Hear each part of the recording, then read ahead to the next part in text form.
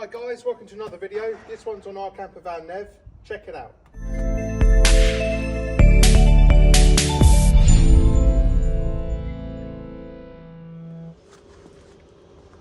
Okay, I'll do a quick walk around on the outside of him. One of the more special things are the wheels. These were designed by Magnus Walker in America, who is a Porsche fanatic, and he collaborated with 1552 to make these wheels. They're loosely based on a Fuchs wheel, but as you can see, they're made into a three-piece split rim wheel. We're running 17x7s up front and 17x9 at the back. I'll lift them up in a second so you can see those. As far as I'm aware, I haven't seen another bus sat on these three-piece version. 1552 aren't making them anymore, so it makes them quite a rare wheel. At the back, we've got a safari window. It's quite a nice feature. And then down the sides, we've got chrome pop-outs as well. So you didn't originally come with these. These are sort of a deluxe spec version with the chrome around the window sill. Up top, we've got a massive sunroof. Now, this was a factory option. I'm not sure that they were available on right-hand drive buses, but we actually replaced the whole roof on Nev. So I imported a bus from the States, and we had this roof put on top of that bus and shipped over. It was a massive undertaking to get that to fit, but probably one of my favourite features on the bus. Got deluxe trim on the bumpers and around the front grille. Yeah, I think that's pretty much all I can show you on the outside. The inside's pretty cool. We've had our logo stitched into this front seat. It's a flip seat, so that flips the other way and makes it into a horseshoe shaped seating in the rear. Again, we've got our logo on the horn push. Steering wheel made by MCJ. These gauges are out of a 1 year only model. Well, the oil and alternator warning gauges and fuel warning. We've got an original style radio made by Chrome London that works on Bluetooth. And then we've chromed absolutely everything. Steering column's been chromed. Everything behind the dash is chromed. Here's a picture of that when we built the bus. And the lovely upholstery was carried out by Classic Custom and Retro. As you can see, we had to tub the doors. We'll go around the other side.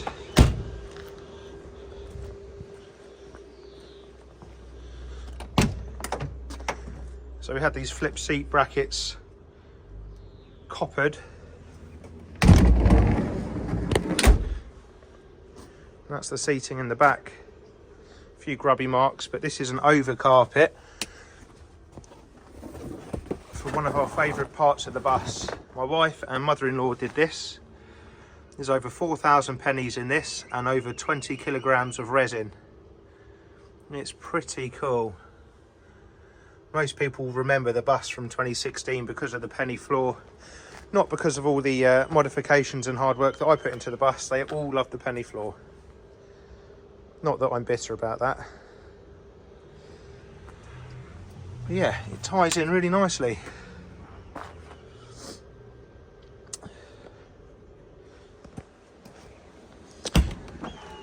One of the other mods we've done is this locking rear hatch. This is out of a Westphalia split. Again, not particularly common. We had to modify it to work with the early bay tailgate and outer latch. But again, something that most people probably won't even notice on the bus. And then, as you can see, Nev sits pretty low, but this is his party trick.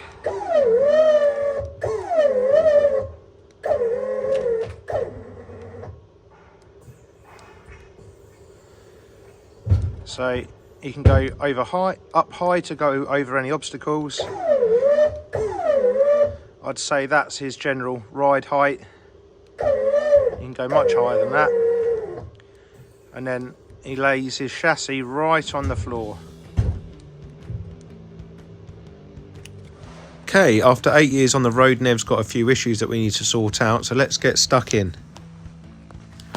Okay, so the biggest problem I've got with Nev is the gearbox. It's never gone into first gear quite right. It makes it a real pain in the bum to drive, to be honest. I've never really enjoyed driving him. Unfortunately, due to family life and just, you know, running a business, I haven't had the opportunity in 8 years to sort this out. But yeah, now I've got a bit of time, we can whip it out and send it off for repair.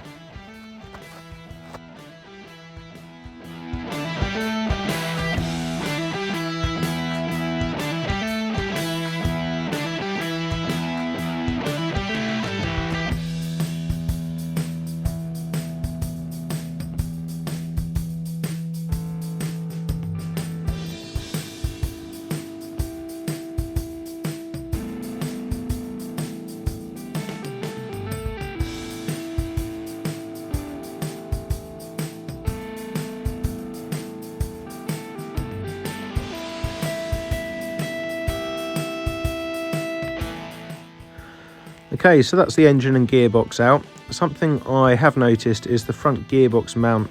It looks like the gearbox might have been slightly too far back, and that has bent this rubber mount. So I'm going to try and space the engine back forward when we refit it. Okay, so I'm going to send this gearbox off to John Walclett Transmissions.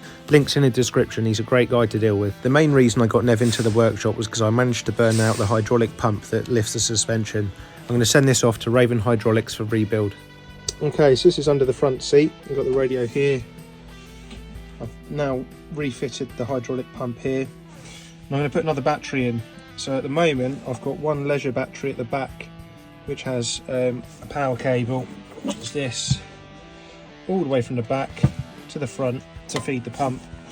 The bus was quite slow to go up. And I think that's the problem, so I'm going to run a second battery on the leisure side of things that will run in parallel to this, and having that short distance between the battery and pump should really make sure there's no power drop, and should, hopefully, fingers crossed, lift the van much quicker. Big shout out to Ray for sorting out my pump as well. Really good service from Ray. So yeah, really pleased. And then I'm going to sort out all of this spaghetti junction under here. Not really happy with the wiring, so I'll tidy that up, redo some of it. So yeah, let's go.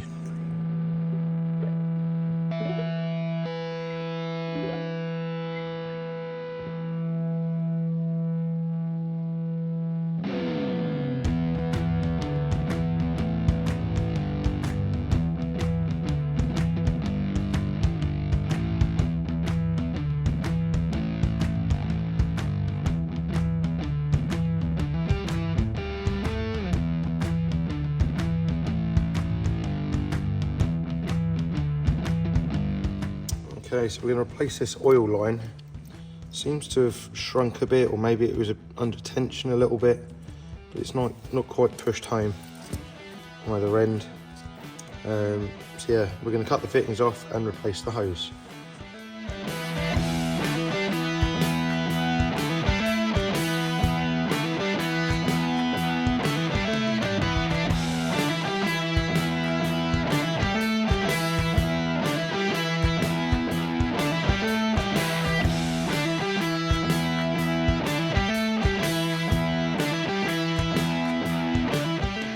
So John sent the gearbox back all fixed. He found that it needed a little bit more side play for first gear, and it had a broken keyway spring, which is here. Not really sure what it does, but yeah, he's replaced that.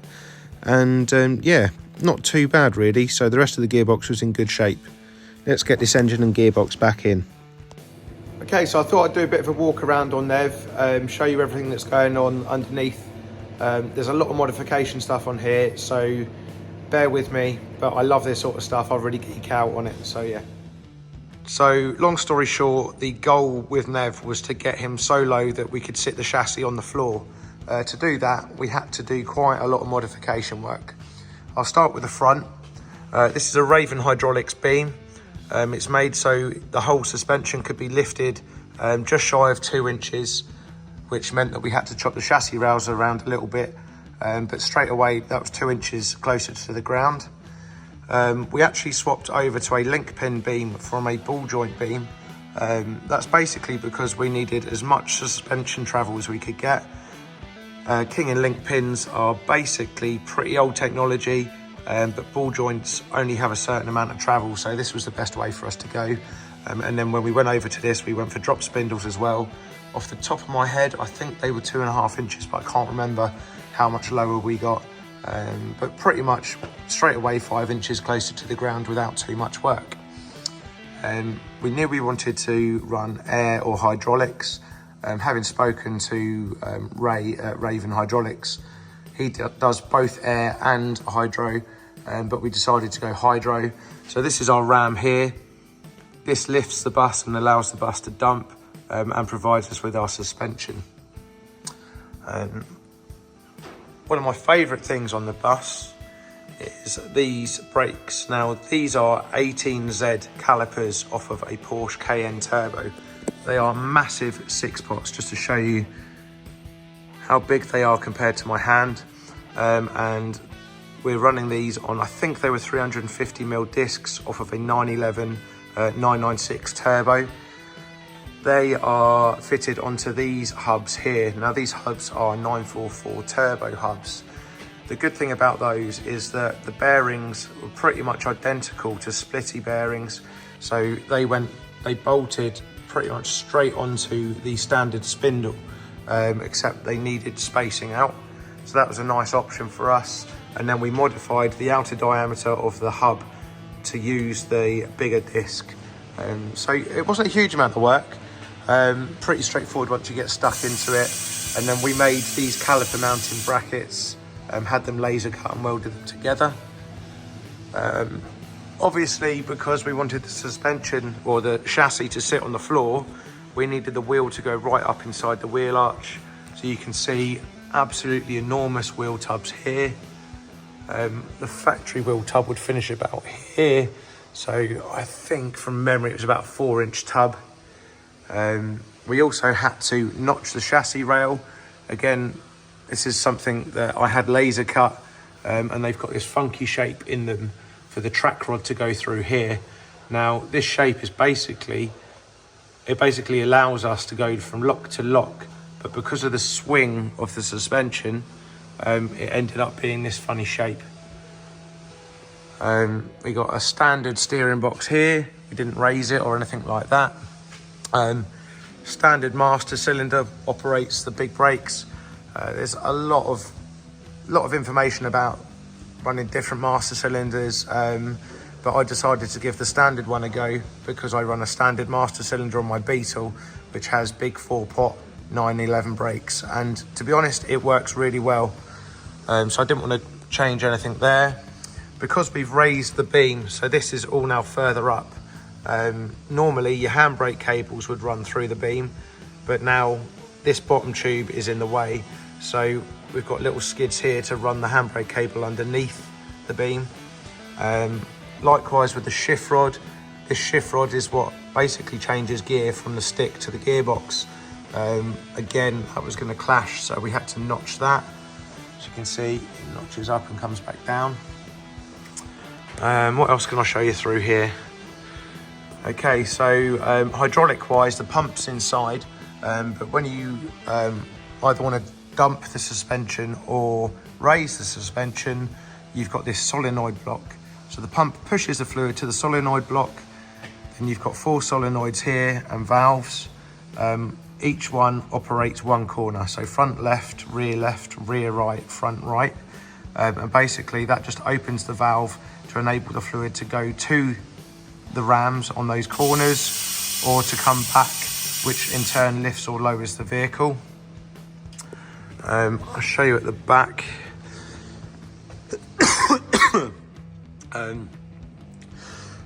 Excuse me.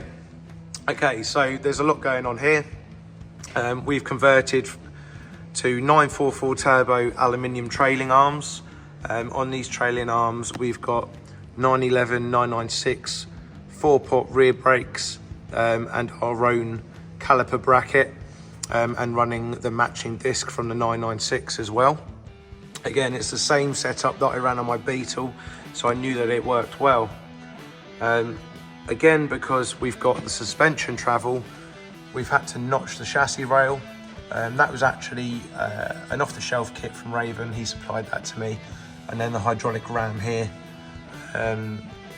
Because of how that mounts, we had to obviously raise the chassis rail. It's really difficult to show you, but we had to raise the chassis rail, and in turn that meant that we had to notch the fuel tank, because the fuel tank sits in here.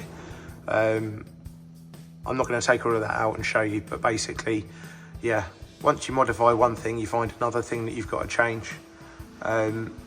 So yeah, just going back to the hydraulic suspension, obviously people know hydraulics are used a lot for low riders to make them hop and, you know, three-wheel and stuff like that.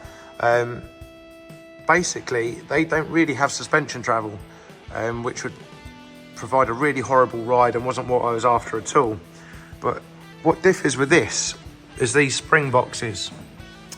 So if I go back to that front ram there, if you go over a bump, that ram will compress.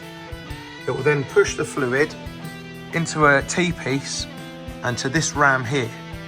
This ram, the fluid will fill this ram, it will lengthen and push against this spring. So these springs are now providing our suspension travel, which is actually a pretty cool idea, and it works really well. I'm really happy with how this has worked out. I know I'm flitting around a bit, but just because I'm here, this is the external oil cooler and fan and thermostatic switch. So once the van starts to get a bit too hot, this fan will kick in. Just going back to the suspension at the back again.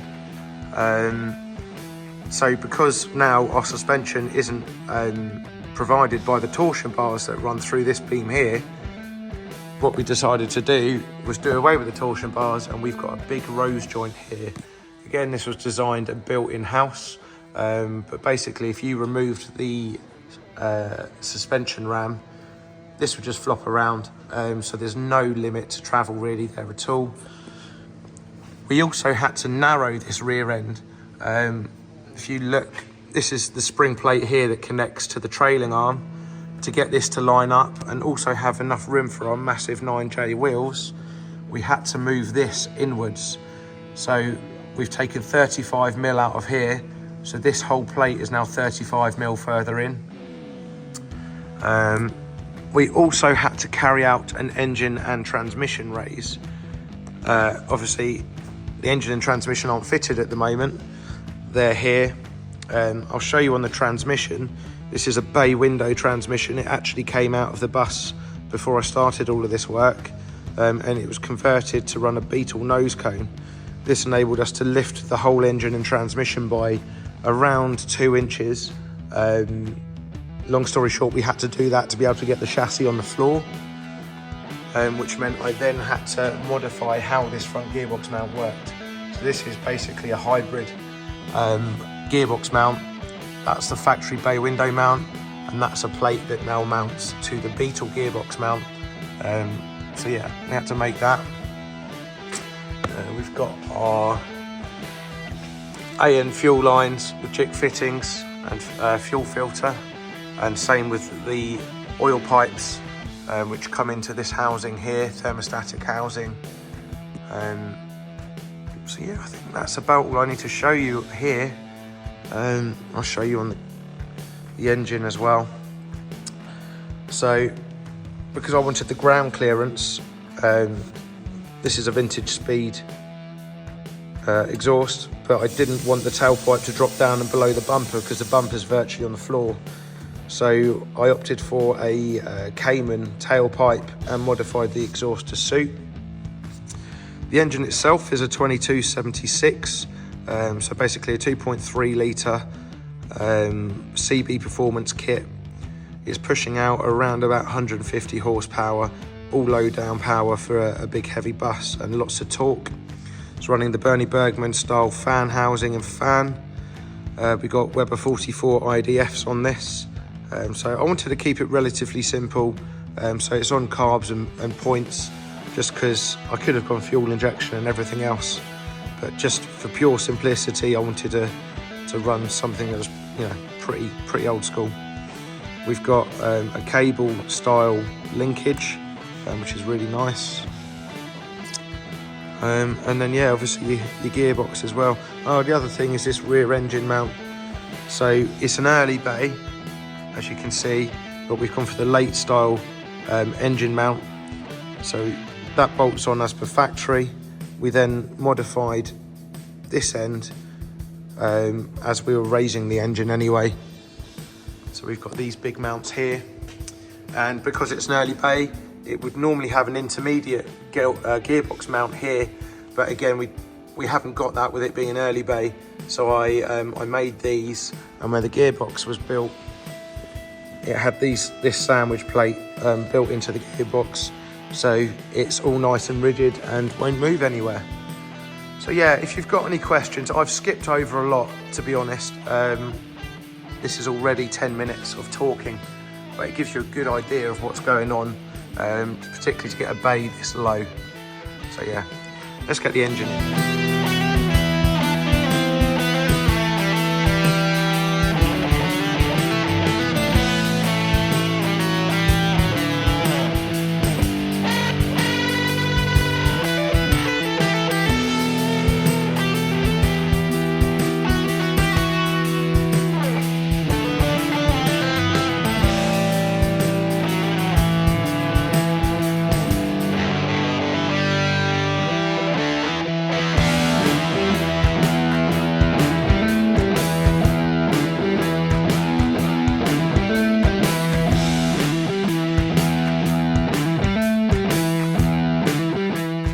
So while the bus was up in the air, I thought I'd give the rest of it a good check over, and I've re-greased the beam, the king and link pins and the swivel pin for the steering, so everything's now in tip-top condition.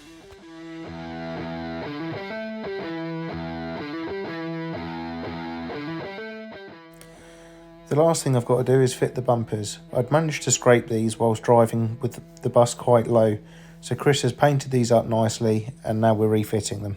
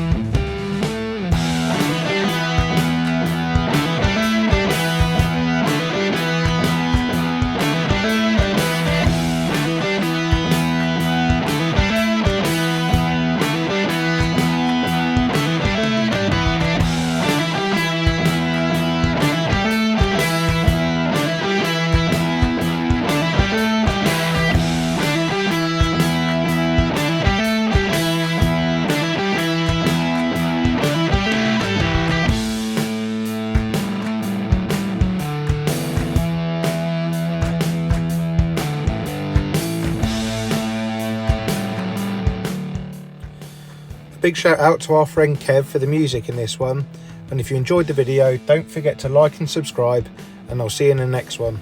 See ya!